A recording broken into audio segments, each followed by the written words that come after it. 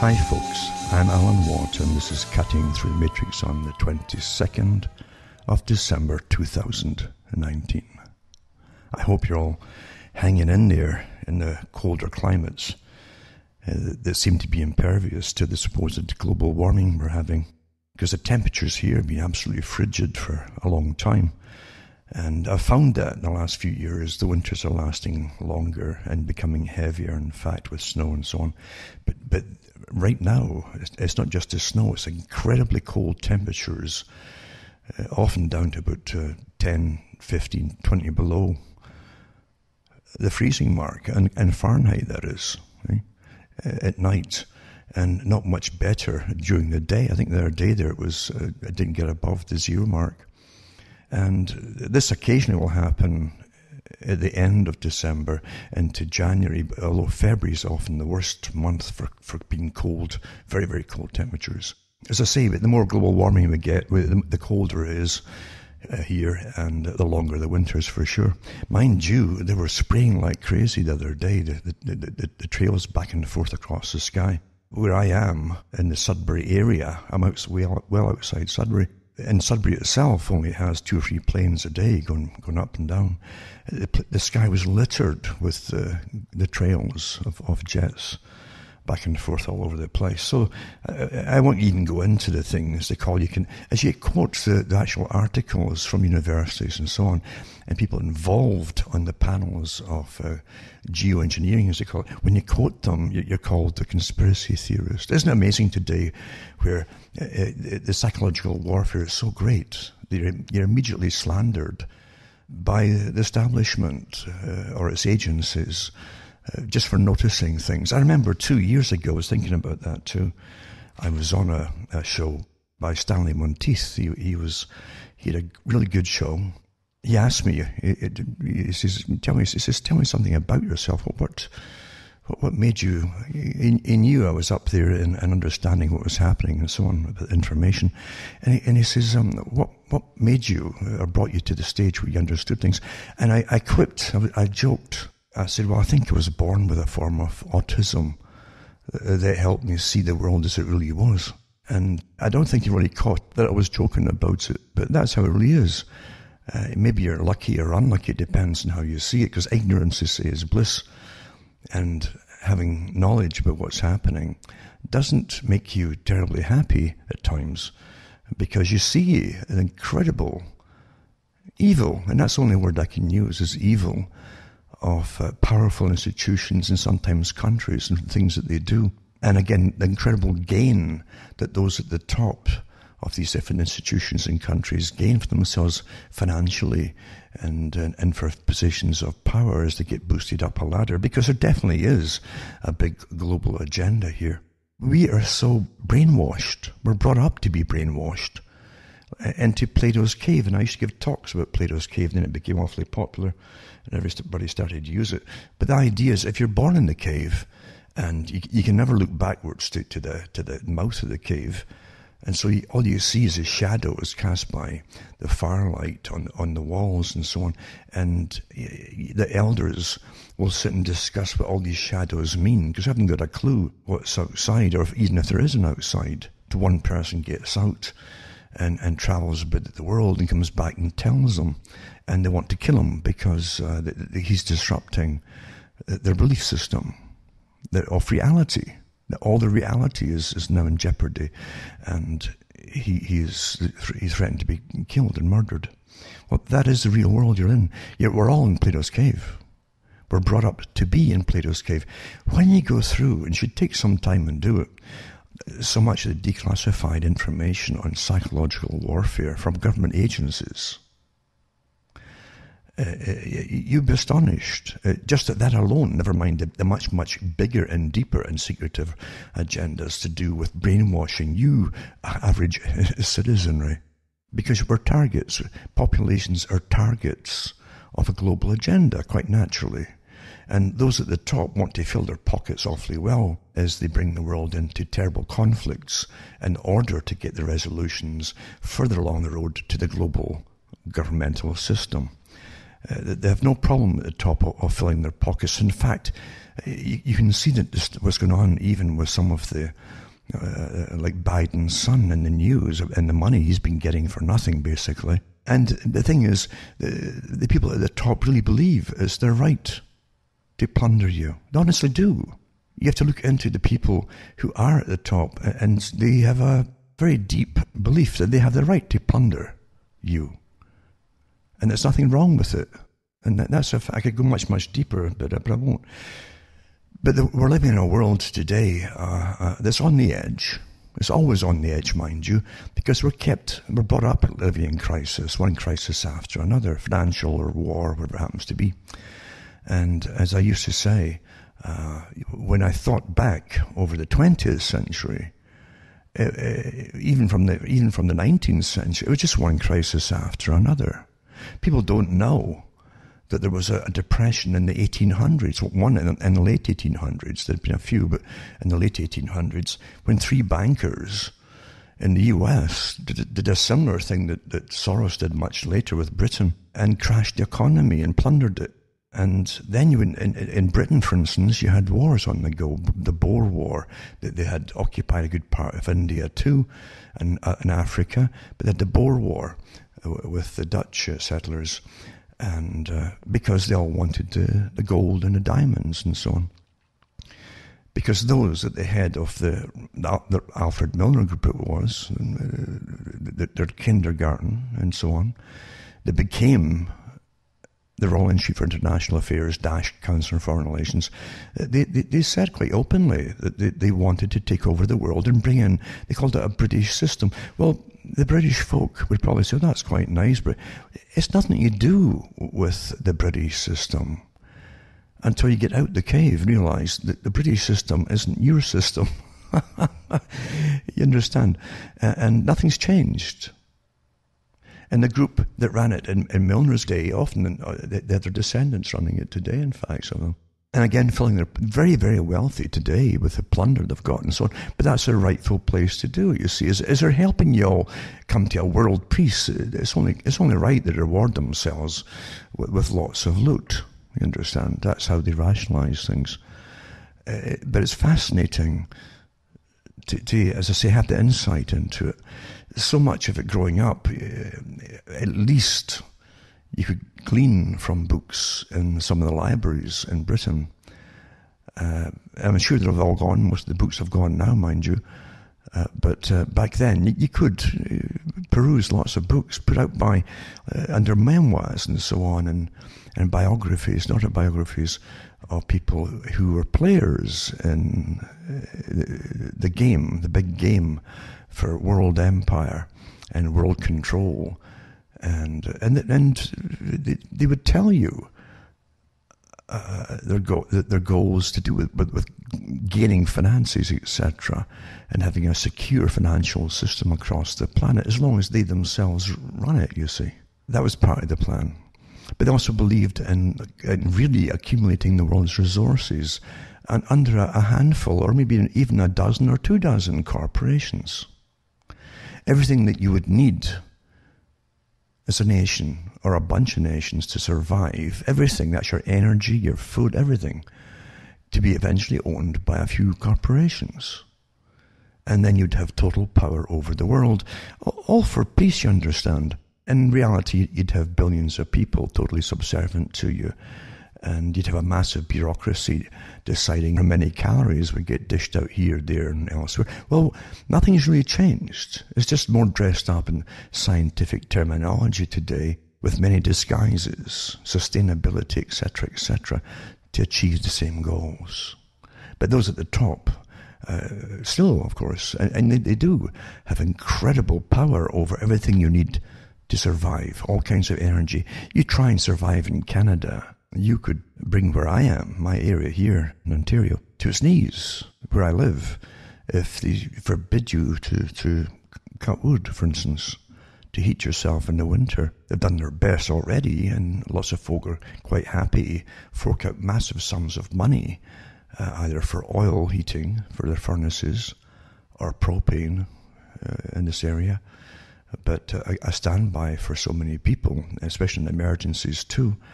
Because when the electricity goes out with winds and storms and so on here, then you have to have some way of heating it or you die. You see? That's what happens. And so you need the wood as a standby. But I can remember even as far back as the 90s when some of the far global left-wingers at that time wanted to ban chainsaws, for instance, and things like that. But these are things which are vital for even emergency survival. So you can imagine what happens when you have a few companies using government, mind you, getting government to pass laws and so on, so that you must use their resources, their energy, which the corporations own, and so on. So you're living under a fascist system that pretends it's really there for the people. It's socialistic. But really socialism, fascism is the same darn thing when government is used to enforce policies of corporations. And you have to get out of the terminology that can mislead you. As I say, they keep camouflaging themselves all the time, all for the social good, you understand. They take your rights away from you. But again, back to technocracy, as I've mentioned before, that was their agenda. They would own all, the group at the top, the proper folk, you see. The folk who saw themselves as entitled to run the world and own it all too, would be dispensing of energy here, there, and so on in a very humane way, because they had far more virtue, you see, than the average peasant.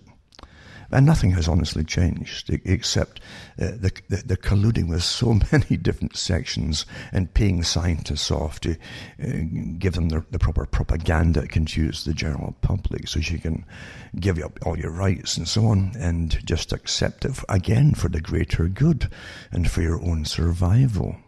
Crisis, crisis, crisis. So from the 1800s, bank collapses, all brought about, and these collapses made, actually, today it would be billions of dollars in today's money. The three bankers that collapsed the economy in the States happened. In fact, it was their big crash that it brought about that helped eventually.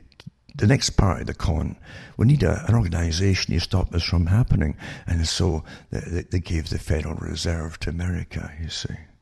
And the bankers who caused it all ended up running it all.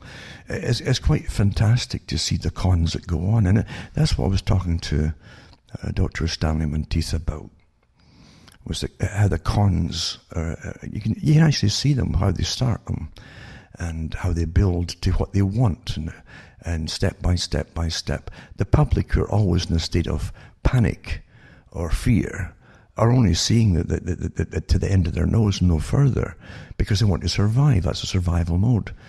And they're stampeded from one step to the next step to the next, all parts of the plan, until you're totally in a system of a form of slavery, really. That's what it is. Slavery can take many forms. Again, don't be deceived by terminology.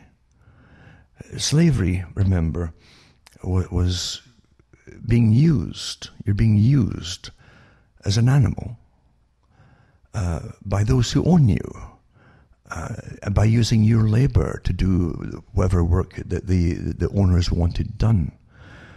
And that's why they couldn't tax labor for a long time. They always wanted it, were chomping at the bit, because after all, and they had meetings. I remember even getting the papers on it, the meetings that they had about slavery in the 1800s. And the Rothschild family were involved in drafting up a very clever plan. This isn't conspiracy. You can actually find it, where they advised America, the slave owners of the America. And they weren't all in the South, by the way, as you well know, hopefully. But they advised them, it's far better if you could introduce a taxation form and get money from the work of everybody. That way, you won't have to feed the slaves. And when slaves get old, you have to keep them and feed them. And otherwise, the rest of the slaves might just have had enough and overthrow you. You see, that's what was honestly discussed as a matter of fact business proposition. But he said, if you could just have a system that they'd already brought into Britain, actually, very early on, of a centralized banking system where the government would be helped is the word, I guess, to borrow from the centralized bank, which was still private, but given a very national name, you see.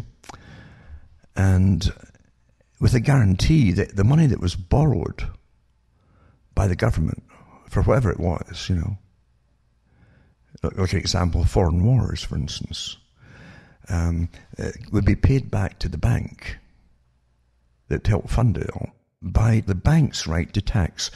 But they could also disguise that by having a separate government agency set up, an independent agency that would do the taxing for this bank.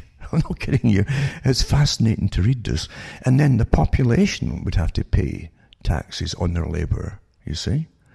And after a generation, that's only sort of 20, 25 years or so, they could say that the public would accept that. They start to forget that it wasn't always this way. We would adapt very quickly, you see. And that way, you could have wars across the world for plunder and different things like that.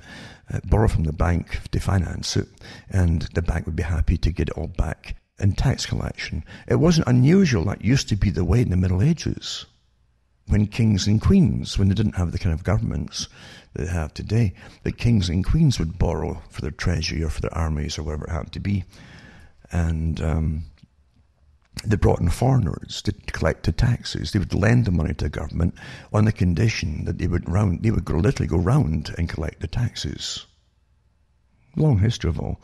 But it's astonishing. See, labour couldn't be taxed for a long, long time because you were either free or you were a bondsman. You were held under debt, you see. And even tax that they claimed you owed was then considered as debt if you didn't pay it off. Fascinating stories doing it all. But again, everybody pays it today. Why? Because you're afraid. You're afraid. And as long as you're earning enough to get by, and you got lots of entertainment and so on, you tend to put these things to the side. Oh, well, you know, what else can we do? Yada, yada, yada. And no one wants to stick their head up and say, well, stop paying your taxes. And you know how far you'll get with that anyway. But we're all slaves. Of course we're slaves. And I mentioned before that Charles Galton Darwin, who was one of the many people who helped work with Bertrand Russell and the Mason Group and all the other groups that helped create the present system and culture for that we're living in today, with the changes that they would bring in. Because the whole culture was reinvented basically post-World War II, for those who didn't know. And it was authorized by even the President of the United States at the time, at the end of the war. And Britain played along with it too, naturally. So anyway, this system is well underway. Many things have been achieved. And the same goals that were set up back in the 1800s, late 1800s, by Lord Alfred Milner, that became, as I say, the Royal Institute for International Affairs, private organization, with a royal charter, to set up a world empire based on the British system. As I getting back to my original point, you understand what they're saying. It has two meanings. The British system is a completely different system ruling over Britain than the people who are brought and raised up in Britain understand it. They have no idea either. But the ones who own them call it the British system, you see. It's quite fascinating. And yeah, it's the Plato's Cave syndrome. People are very docile today. Getting back to what I says with The Next Million Years by Charles Galton Darwin. He said slavery in his book, slavery has always existed in one form or another, and I suppose it will continue to exist. You understand what they're saying? In one form or another. And everyone who votes thinks they're free, but they're not. You're not free at all. You have so many obligations put upon you, even to be a citizen. And part of the obligation is to pay taxes, you see. If you pay taxes on your labor, then no, you're not free at all. You're a slave, but you're a self-sustaining slave because you pay for your own clothing, for your food and your shelter, and to keep alive. You pay for all yourself. And it's far better that way. And even pay for either a retirement fund or into one, or whatever it happens to be, to take care of you when you get old and sickly. And of course, now, we can get euthanasia, and it's much more efficient, isn't it, for the system that we're in. We truly are running in a very clever system, and it's not conspiracy. Actually, it's perfect in a sense, because most of the folk never figure it out. That's how perfectly you're raised in the Plato's cave. Perfect conditioning works very, very well. It is perfect conditioning. Where people will say, oh, that's crazy.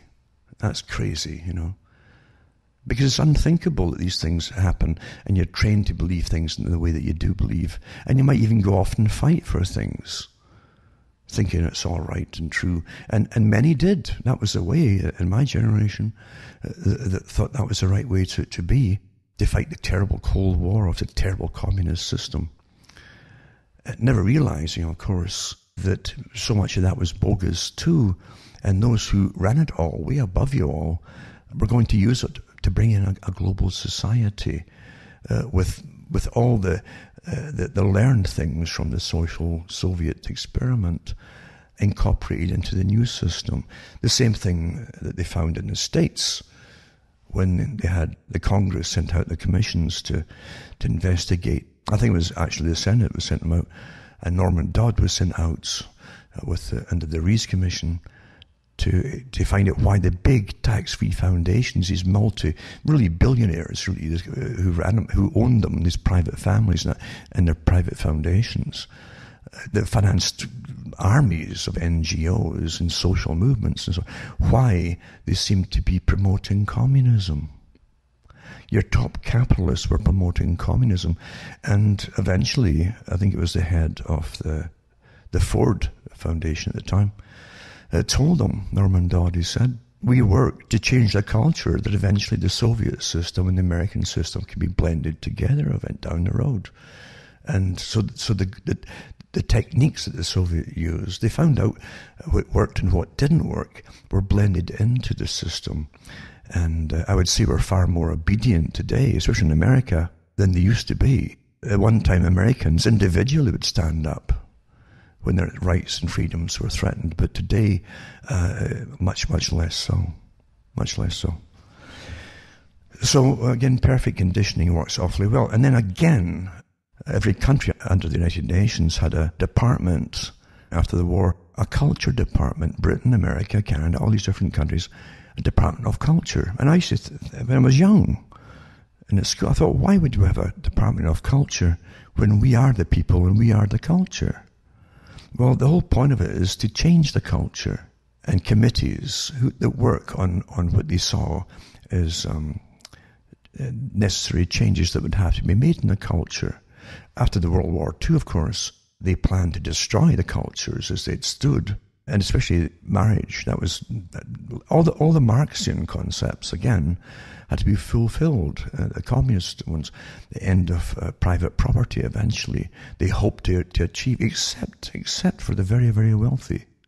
They wanted to wipe out the middle class, and they were awfully successful in doing it.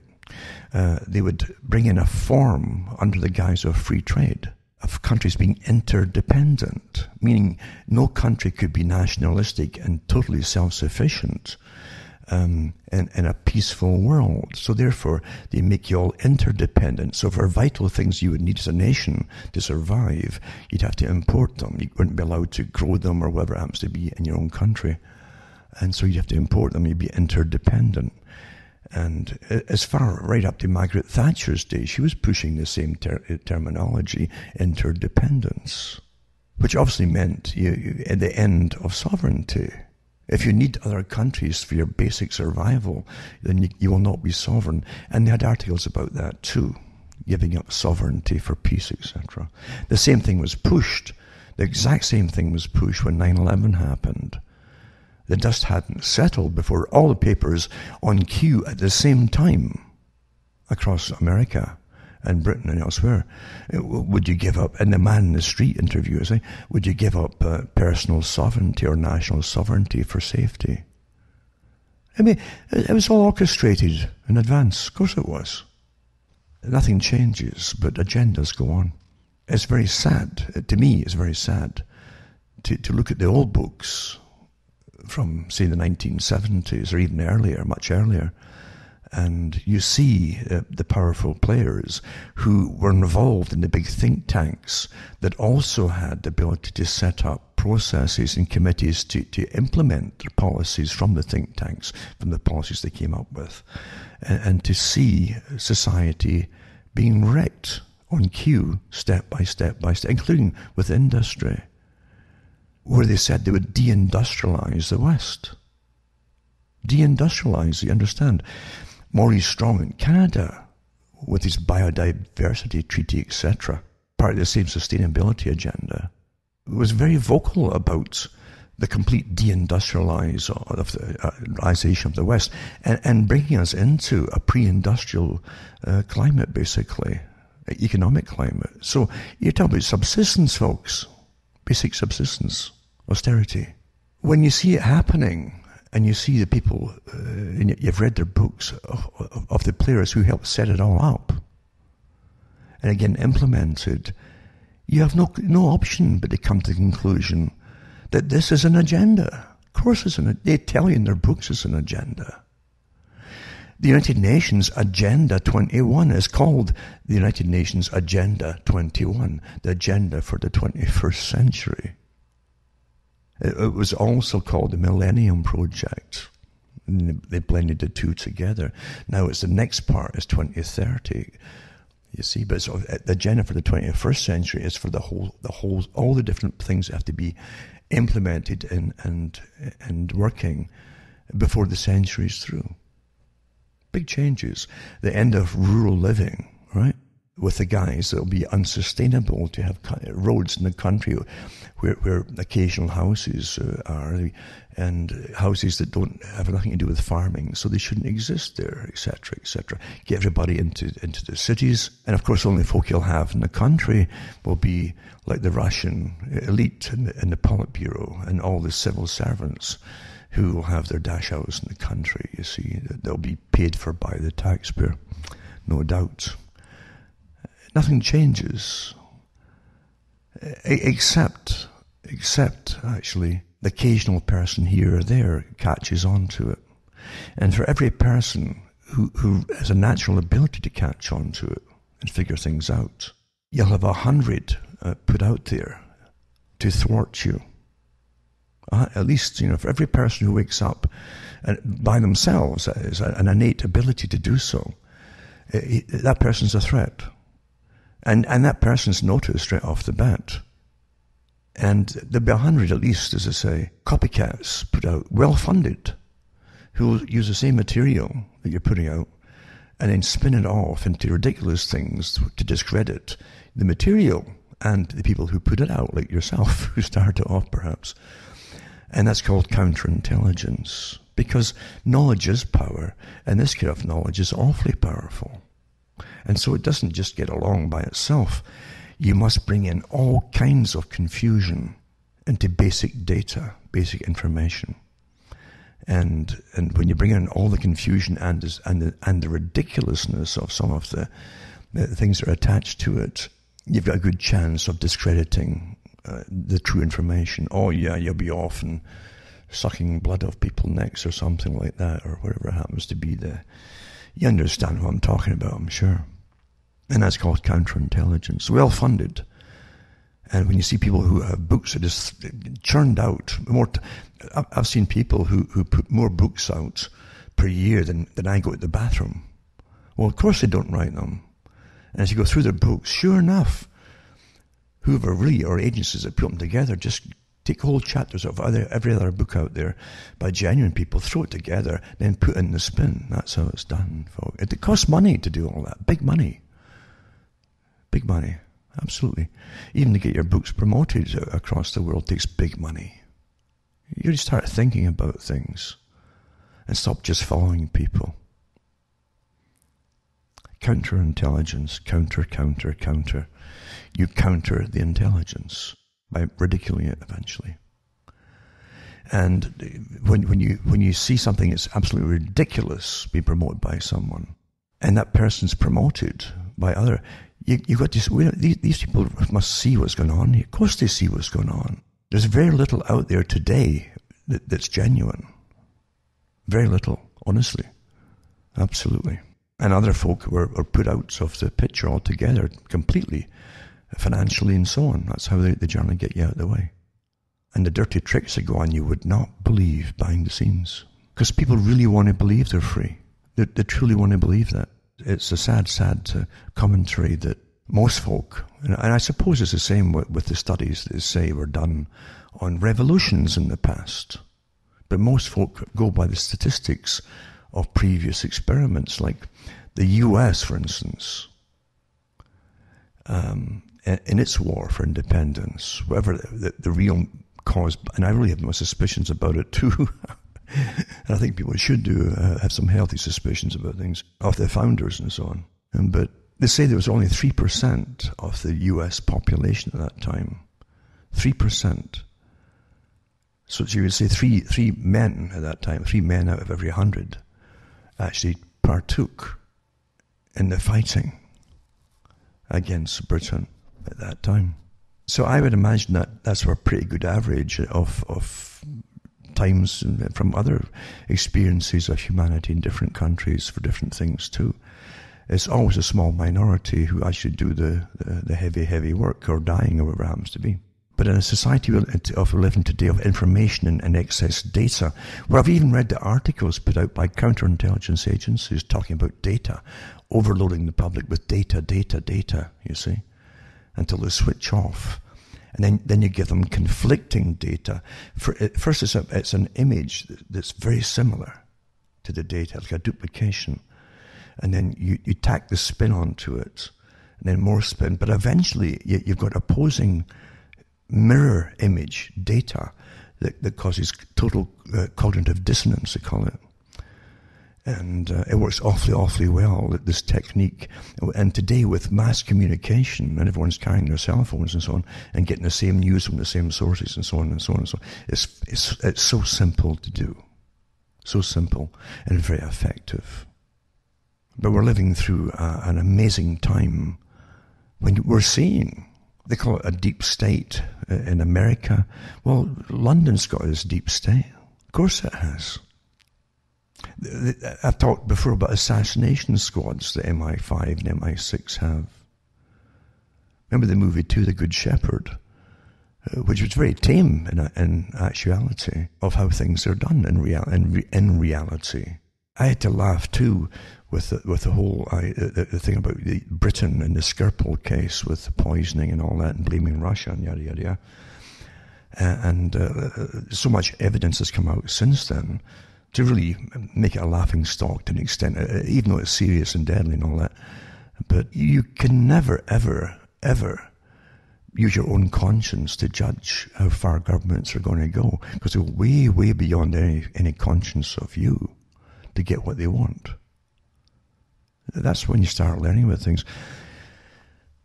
There's countless cases of folk getting assassinated, not just down through history, but even in recent history, or even the last 100 years and so on, in the Western countries. And of course, accidents are easy to do, hit and runs and so on. And in the US, it's very, very simple. With drive-by shootings, for instance, many of the cases of these drive-by shootings hit people who literally were targeted for extinction. And there just happened to be a bunch of people walking along the sidewalk. No. The best assassinations in that case, cheap to do and so on, are to use a lot of people to get the one person you're after. Aircraft have been down before with other passengers just to get the one person. It makes it look more plausible. Well, just engine failure or pilot error or whatever it happens to be. This kind of thing happens, absolutely. When it's worth it, they'll do it, believe you me. That's how it's done. But we're so trusting, because you see, the higher you go in anything to do with agencies, etc., the more psychopathic ones, just like big business, get up to the top and to the top echelons of power. And they will use these forces with impunity, and they have no conscience, and they don't have nervous breakdowns about things. when they reflect on it. They don't need pills or viruses in the brain like the articles in the last few years that would destroy recent memory. They don't need any of that stuff, you see. They don't have post-traumatic stress syndrome, just the opposite, in fact. And these folk exist, and they're assassination squads. Sure they do. They used to have up on YouTube some of the assassination squads of other countries going into hotels, very well organized. You can see the training involved.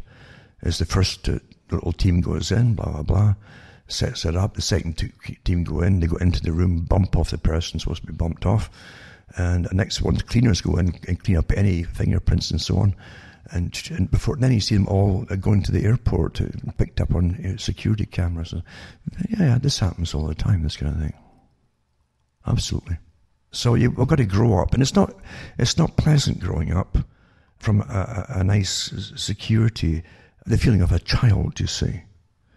If you're lucky enough to have decent parents, if you're lucky enough. Because remember, your parents have been under attack too. If you have parents, in fact, in this day and age, under tremendous attacks to destroy them and their relationships, etc. And to cause incredible dissatisfaction by many different techniques too.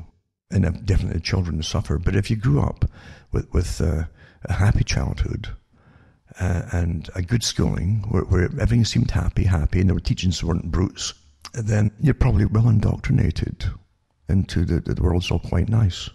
Because in reality, it's not. I remember years ago going over how much money is taxed off us, that we can get our hands on, the records that is, because we don't get much truth on anything at all from our various secretive governments. And how much money we spend, forget their wages and so on, and the big handouts they give to their pals or relatives and the big corporations and so on. Because most big businesses today are funded by the public. Public-private partnerships, they call it. We used to call it just grand theft, but now it's public-private partnerships. And it sounds much better, doesn't it? But when you realize how much money we're spending for wars that have got nothing to do with defending us, the ones who are paying for all,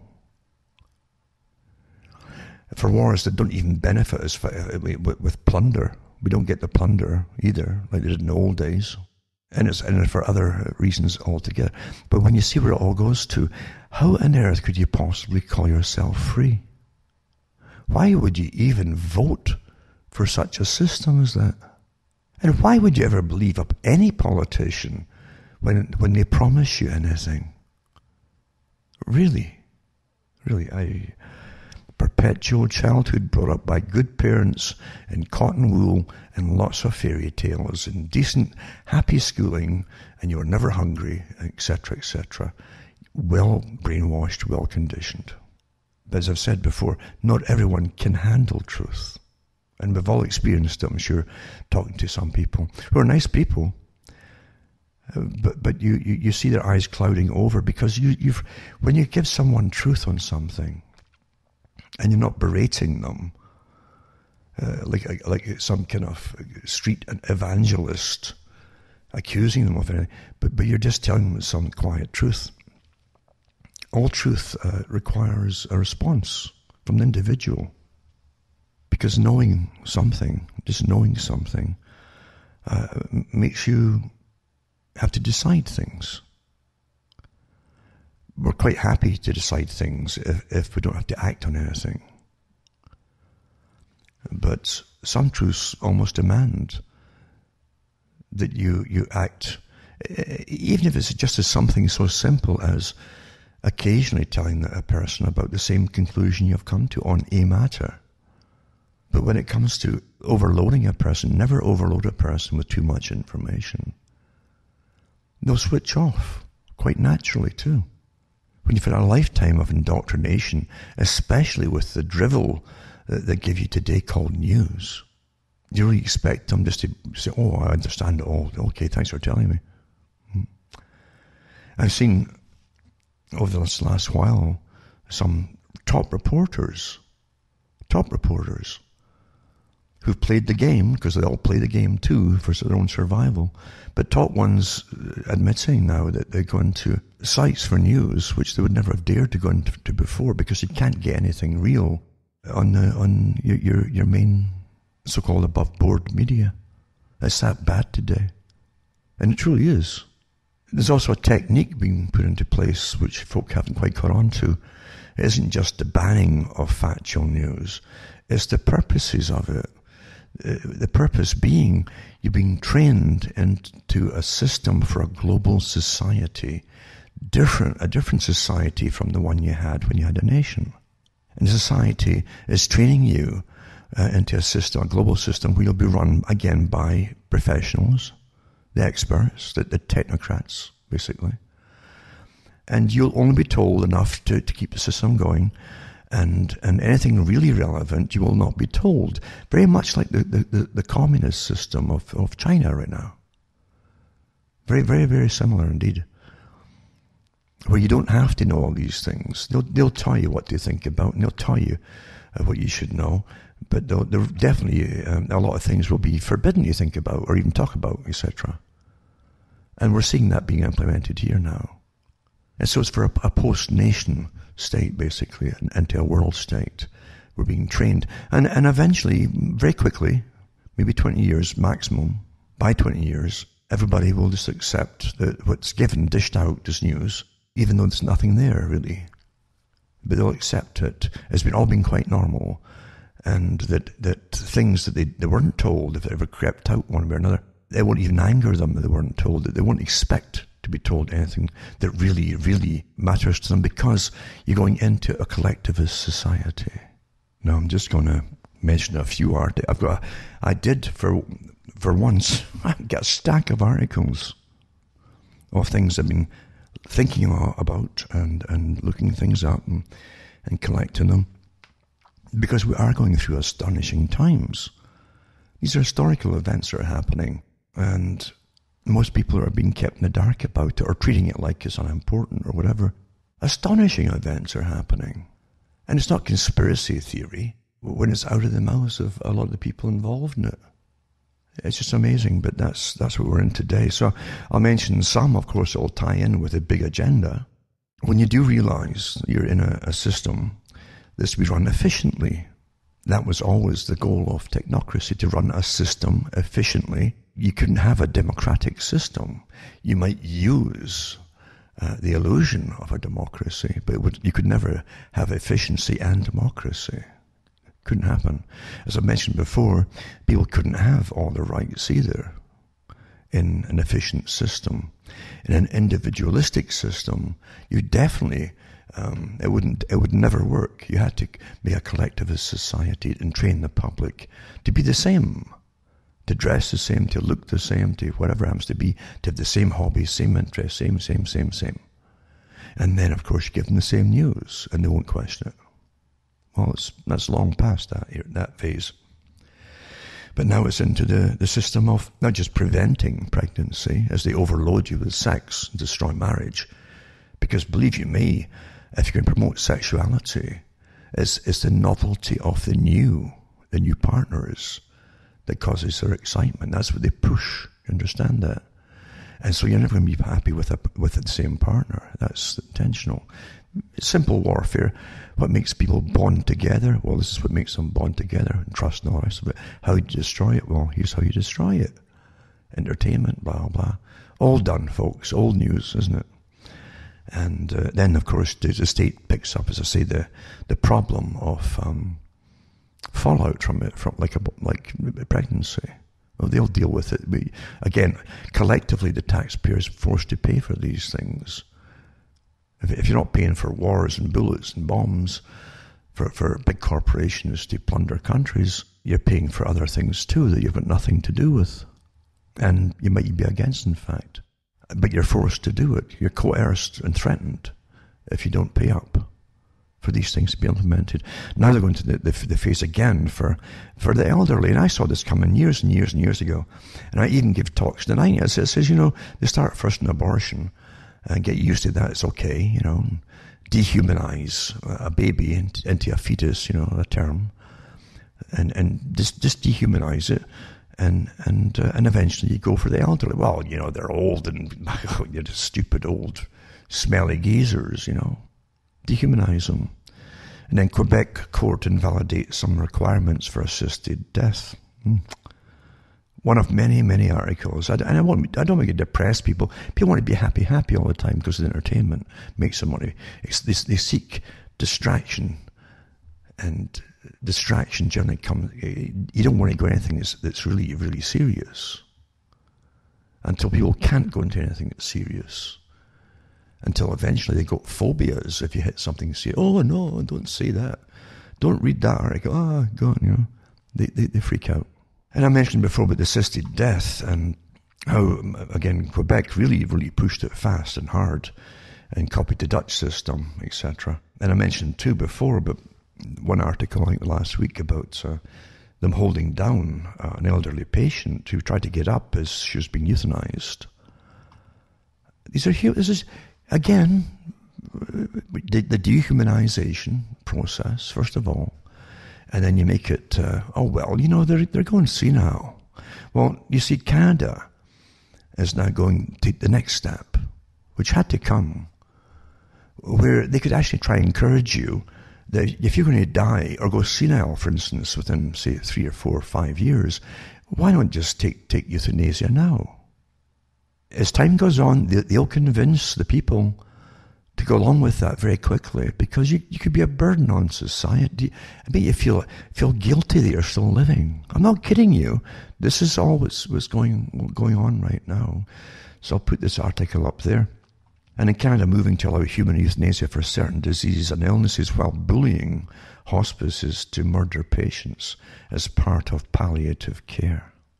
For those who want to read it, for those who want to be happy, just continue on your merry way until it's your turn, maybe when the state decides that why should they keep you alive? Remember what one of the founders of the Fabian Society, George Bernard Shaw, said, and there's an audio out there, it's actually a early film clip of him, saying that when we are in control, meaning this true socialistic system of technocracy, he said, when we're in control, you'll have to come to us and argue why we should keep you alive. Even if it's a healthy person, if there's no work for you, for instance, why should they keep you alive? Huh? So anyway, it mentions Quebecers who win right to seek medical-assisted death after both have been turned aside by their physicians. Because now they're going into it, you see, the same as Holland went into it, and started to add more and more categories, like, they're depressed. Even for teenagers, I'm depressed, I'm a teenager, big deal. I can see in the end of the world being depressed when you're a teenager until you really mature. Huh? They used to call it growing pains, and being depressed on and off is part of it. And who says you're supposed to be manically happy for the rest of your life, except for the ads that you see on TV? Huh? Buy this and you're ha. No. You're not supposed to be happy all the time. There's a stable state in between. So anyway, they're going further and further and adding to the different categories to have you bumped off, you see. Now they're having lawyers' debates at all. And of course, I've been teaching this under bioethics since at least the 90s openly. That when they first gave us on television, he's a bioethicist. What's a bioethicist? Yeah? Or someone who's trained in ethics of biology, meaning the human condition. Oh, really? Wow. So these folk then are the ones who'll decide if you live and die, you see. Yeah, we went through a course in it, and we've decided it's not fit that we should keep you alive, even though your mind's okay, and we could keep you alive, but it costs a few bucks, and we could use that few bucks for this big corporation that's going to go off and have wars and so on, you know. That's how it's done. That's the real world. And as I say, you wonder why a lot of folk can't handle the real world. It's a horror show. This real, true reality, folks. It certainly isn't a human or humane system. Although the ones at the top will say it's survival of the fittest, and they see themselves as the fittest. That's how it is. Very simple. And then this article too. Why everyone is talking about free cash handouts.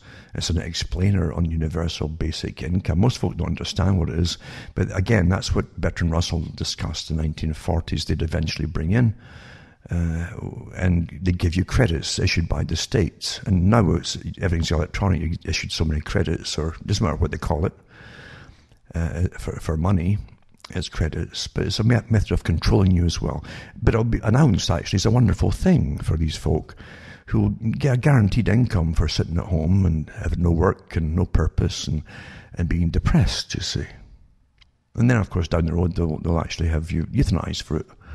Because you don't want to live like that with no purpose, do you? Do you really want to live like that and be a burden on people? Well, after all, we're giving you free money every month, just for... You think I'm kidding, eh? It's an agenda. So I'll put some of these links up for some of the stories. I say so much of this stuff now you can't even say anymore. Because the ones at the top mean business. The teeth are showing, and the glove is off. The velvet glove is off the iron fist. Jobs of the future are clustering in a handful of U.S. cities. Such study finds. Oh, wow! What a revelation, eh? Agenda 21. Everyone must move off the rural areas into the already overcrowded cities, eh?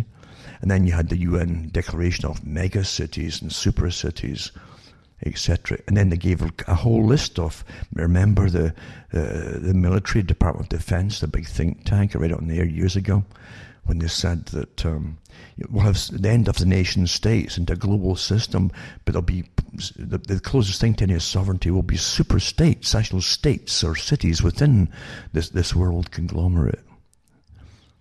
It's all there. You're living an agenda. You understand? If things were just developing willy-nilly, you could have all kinds of alternatives to everything. But nope. No. You go along a definite agenda, folks, with the super cities. Jobs of the future clustering a handful of U.S. cities, study finds, yeah. And that's what is happening. They're building high-rises in a lot of the cities. But it's to bring in the ones who are involved in the electronic tech industry, computers and so on. Of course it is. And these people are now nomads. They call them nomads, according to Jack Satali in his books. Up at the United Nations, of course, that's where he is. And he's the one who said winners and losers in the coming New World Order. And then the other one too, A Brief History of the Future, where everybody's got their nomadic devices, that's what your little communicator is. And you'll travel around the world. You'll just go to where the work is when you're called. You'll have no real basic home or permanent home, etc., for the up and coming technocratic types, you see. It's all there. But the cities, of course, are to be super cities, and you get off the land into the super cities by the end of the nation states, of course. Agenda. But people living through, even though they hear it, still don't want to believe it, even when it's happening, even when eventually they'll end up in a super city and at the end of their national sovereignty. I think I mentioned too the previous week that a Romanian-born academic says he recently left his tenure position at Columbia University because the Ivy League school is on its way towards full-blown communism. This is a guy who was brought up and left Romania because of the communistic system when it was under it. And now he's left his tenure position at Columbia University in the States because it's going to full-blown communism. To change the future, you must always get to the young. You see, the up-and-coming managerial class, you brainwash them and you promise them utopias, and they become tyrants over the rest of the public to make them all conform. Mind you, they get paid well to do it, and folk do an awful lot of things that they're paid well. Another article too, Afghanistan War, the Crime of the Century, by Ron Paul. But I remember it when they first went into Afghanistan, how they planned it before 9/11 happened, of course, and they went, and they remember Russia, that was its Vietnam, and the US already had its Vietnam, remember, and they're supposed to learn from that. Don't get bogged down in a long, drawn-out war that you can't really win, or you wouldn't be allowed to win, put it that way. That's for sure. The same thing happened. They went right in after the Soviet Union had exhausted itself in Afghanistan and other places, but mainly Afghanistan, and took over from there. Did the same darn thing up until this day, and they're bogged down, got no further forward, Everything's corrupt there, as it's always been. And it's a graveyard of nations, Afghanistan. That's what they used to call it.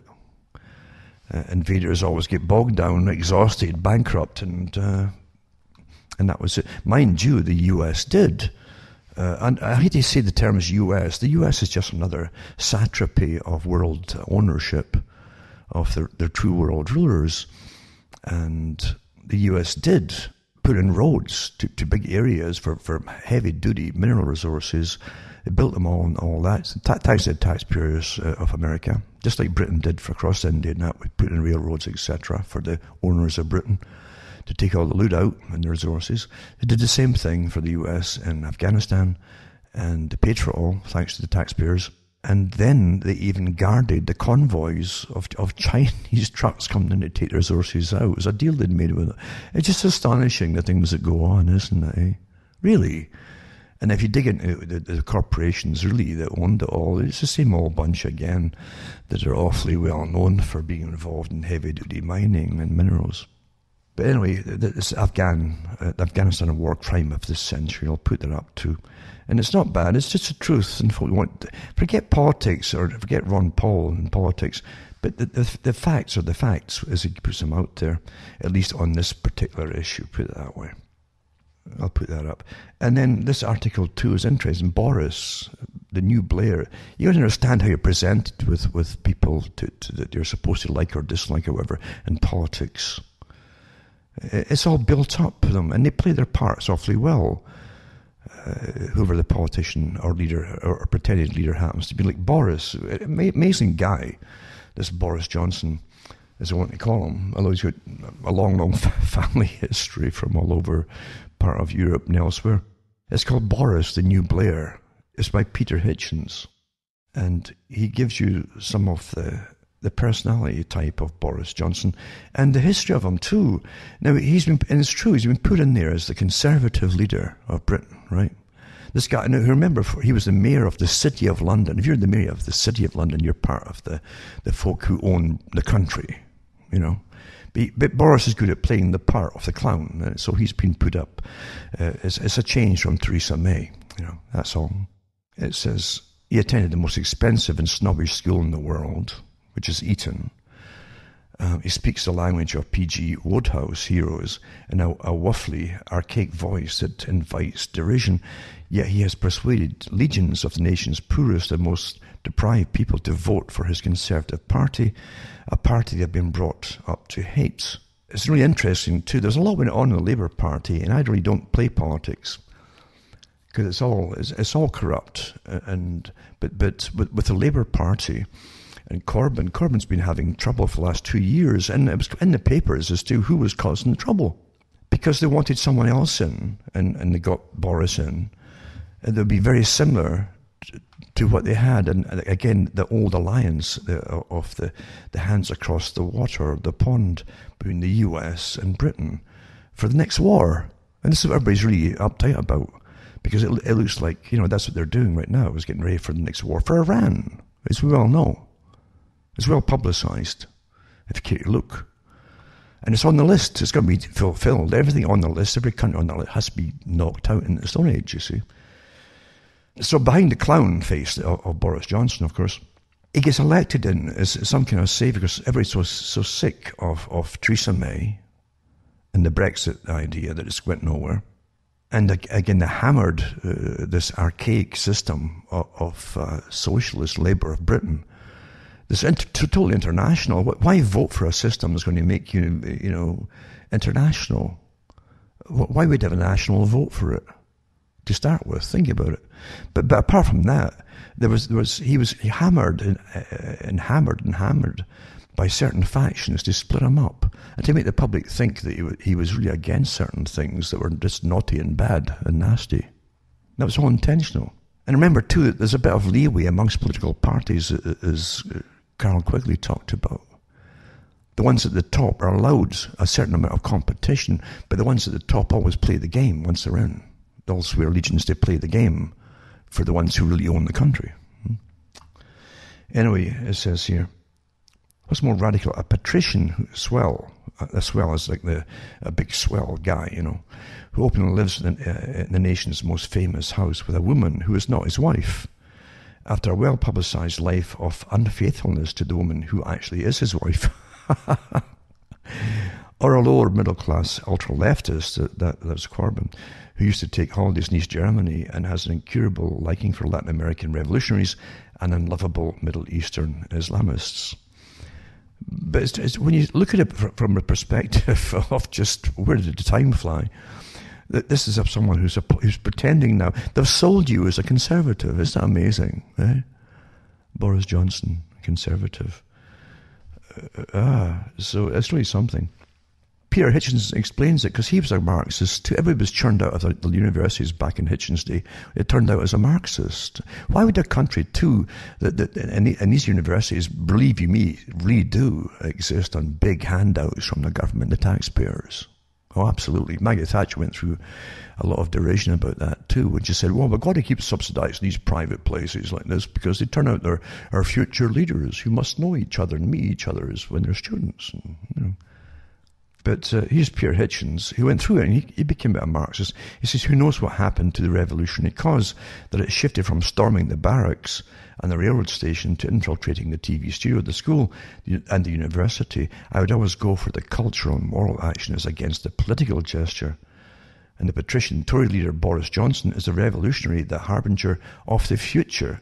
The bearded militant Jeremy Corbyn is a relic of the dead past. Just 20 years ago, and perhaps less than that, Mr. Johnson's personal life could have been tolerated in a prime minister only if he kept it secret. But his private life, and so on, as his Edwardian forebears did. But to live openly in this way would have been an explosive challenge to the establishment, especially to his own party. Even now, some of his aides no doubt have misgivings about it, but I'm sure he will overcome them. He genuinely sees nothing wrong with what he does, and so others learn quickly to see nothing wrong in it either. And there's other reasons too, which he doesn't go into here, but it's a good enough article about it, how they can sell you anything, can't they? They really can sell you anything. Like they sold Americans. They gave Americans the choice of Hillary Clinton to vote for, and people literally would have voted for the Satan at the time and presented you with Donald Trump, because no one wanted Clinton in. And Trump, of course, literally, I couldn't believe it. Folk believed it.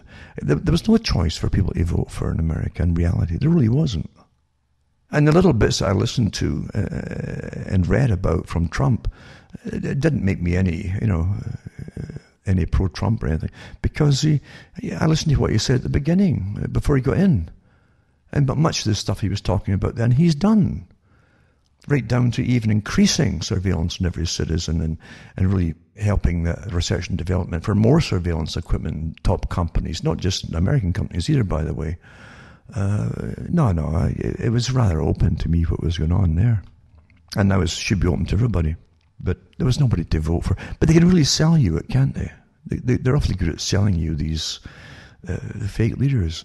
Another article, two epic cop-out world's climate chiefs at the Conference of Parties 25, they call it, decide it's just too complex, the whole idea of saving the world for the climate and carbon and so on. So they kick the carbon emissions can down the road till next year, right?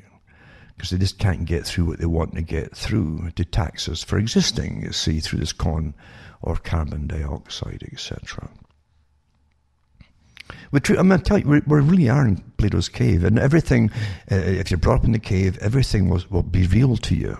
All the shadows are really just, these are ancestors. This is the spirits of their ancestors going back and forth in the cave. That's what they are. It's got nothing to do with, if you look back, if you were able to look back and see the light outside there and realize that, no, there's people passing and animals passing outside the cave there. It's casting these shadows. You mustn't see that, you see. We're in the cave. Anyway, this is the disgraceful collapse of the COP25 Gabfest in Madrid, while it was running 2 days over schedule, is an indictment of everything those in attendance purported to stand for. Because people are just fed up with it all. Because at least enough people are now starting to see that this is a complete financial scam and also for total control of the planet and everybody on it. Of course it is. Yes, it is. And that's not conspiracy theory. it's from their own mouths from many years past. And I've got stacks and stacks of their own publications and what they've been saying for many, many years. Quite amazing. It really is quite amazing, isn't it? No, also there's a matter of fact, from a politician, like, again, Ron Paul, a matter of fact article on the system. Congress is Trump's co-conspirator against liberty, it says. Imagine that President Trump spent his phone call with the Ukrainian president threatening to withhold military aid unless the Ukrainian government agreed to use the money to purchase weapons from a US manufacturer.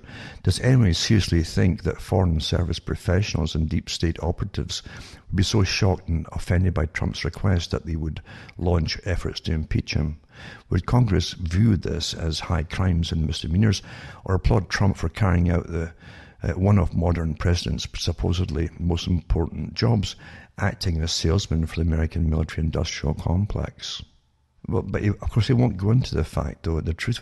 The fact, if Trump went off and got the wars over and done with, and really went, hammer and tongs against Syria, because that's on the list too, they haven't finished that off yet. And also Iran. That was part of the reason he got put in, not by the people. And they've got to get on, and really they're building up for it now. Trump's got more and more troops going on quietly all the time over and over to the bases around Iran. And they're building up to it, and I'm no doubt Boris will be getting it. He'll do his Tony Blair bit. That's part of that previous article I mentioned, that he's kind of like Blair in that way, getting ready for the big one. And Trump will be every media outlet will be suddenly praising Trump overnight if he gets the wars going. That's a fact. That's just a fact, folks. And neoliberal economics destroyed the economy and the middle class. And that was by Paul Craig Roberts, who says some good things now and then, But it's true. It's been that was part of the agenda too, of eliminate middle class. Long agenda, that one. And once your factories were all given across to China, and all the levels of manufacturing were gone, then a lot of the middle class has gone as well, naturally, sure. And Holland, again, that's got to be also good, and to prove to its citizens that the governments are on board with the whole, sustainability agenda. That you see tractors, farm tractors clog Dutch streets as farmers and builders protest over the government's nitrogen policy. They want to stop using nitrogen and fertilizer for the fields and your crops, you see. Again, start taking down your food supply, which is energy, and you'll see illness and creep in and malnourishment and death. There you go. Also, fresh evidence that the United Nations watchdog suppressed report casting doubt on Assad, that's Syria's Assad, gas attack. Awfully important article, actually, where people who are they're paid to be watchdogs went in there, and they said that the heavy powers wanted them to say that Assad was behind these gassings, but he wasn't. This is a good article. I'll put up the links for this one. For anyone who cares to look, most folk don't care if it's not titillating, because we're entertained to death, and folk want to be entertained even through what they think is the news. Goldman Sachs, reportedly in talks to admit guilt, pay $2 billion fine to sell a probe into Malaysian investment fund, which they'd set up and so on. But they still come out great, because you see, it says they're set to pay $2 billion in fine and admit guilt to the US government to resolve an investigation into the so-called IMDb scandal, the Wall Street Journal reported Thursday. And the deal would involve Goldman admitting it ignored warning signs as billions of dollars were stolen from a Malaysian government fund that it worked with. So here they are. I think the all came all together, that the cost of it to Malaysia, that the Goldman Sachs had been given or worked with $4.5 billion. So regardless of the $2 billion fine, they're still $2.5 billion better off, aren't they? It's not bad. But again, it pays to have friends in high places, or actually be the people in high places, isn't it? You can get a lot done that way. But it's not a bad article. But billions of dollars are stolen, right? And so there you go. It's the same Goldman Sachs that paid and had admitted that they got paid and to write glowing articles for admission into the EU of Greece, glowing articles after going over the books. And of course, Greece was not fit at the moment, at that time, to go in with the kind of money that they owed and so on. You can trust your banks, you know. Yep, isn't that how the ads all go, eh? It's quite good.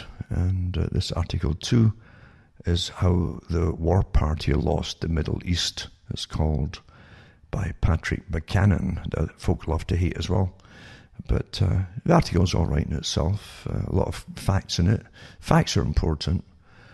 And for those who want some facts, sometimes a lot of folk don't want facts, just want, again, titillation and ooh and ah, or as I said in the Bible, I called it itchy ears, itching ears. Just tell me more fascinating stuff, you see. And that's what folk, because they're entertained to death now, isn't it?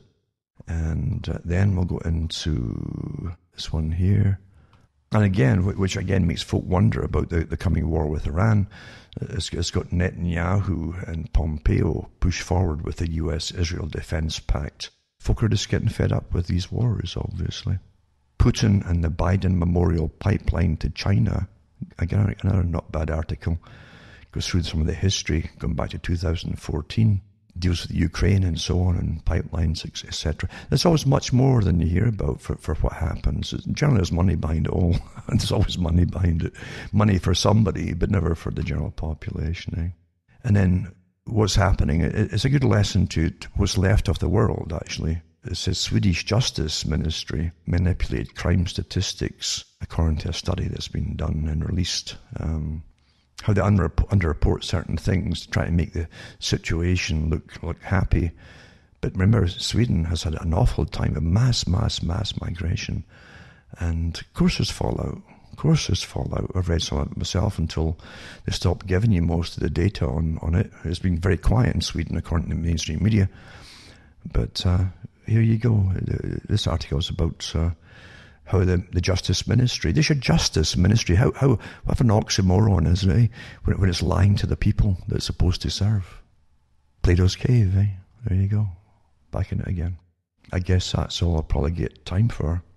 There's one article about visiting Britain's political prisoner, as Julian Assange, by John Pilger, I'll put up.